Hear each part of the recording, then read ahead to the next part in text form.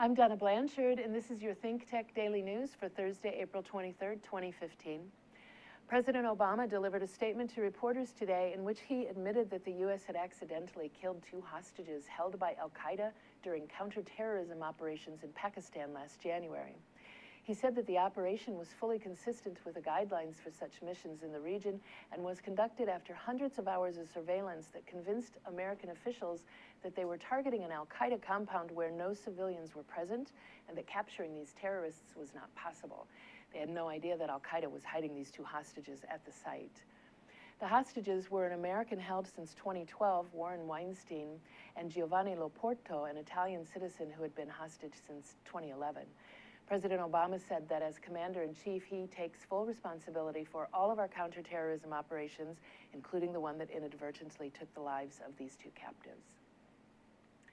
After 900 refugees were killed in a human smuggling attempt in the Mediterranean last weekend, European officials met and developed a 10-point plan to address the migration crisis.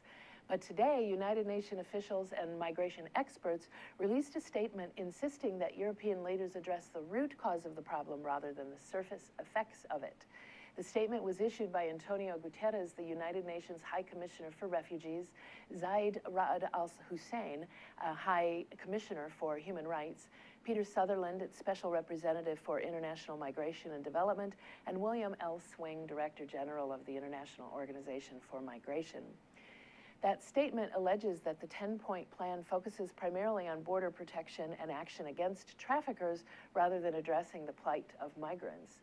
A United Nations official speaking anonymously after the statement was delivered said, "If you think you can close the gates to people fleeing war and repression, then you are clinging to a fantasy."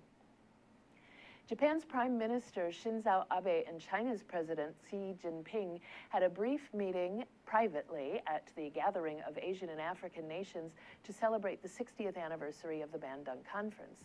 The conference in Indonesia's capital, Jakarta, lasted only 30 minutes, and there has been no official report on what was discussed, but it's likely that President Jinping invited Japan to join the new China-led Asian Infrastructure Investment Bank.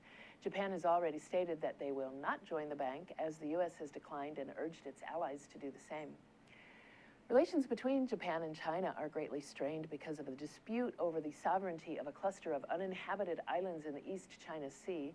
The islands are known as Senkaku in Japan, and Diaoyu in China. Japan currently holds the islands that it determined to be terra nullius, or land belonging to no one, but China claims that they once belonged to China and were a Japanese seizure that should have been returned to China along with the rest of Imperial Japan's conquests in 1945.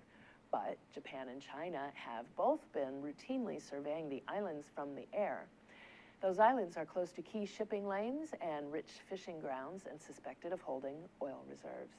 I'm Donna Blanchard, and this is your ThinkTech Daily News. Ahui ho.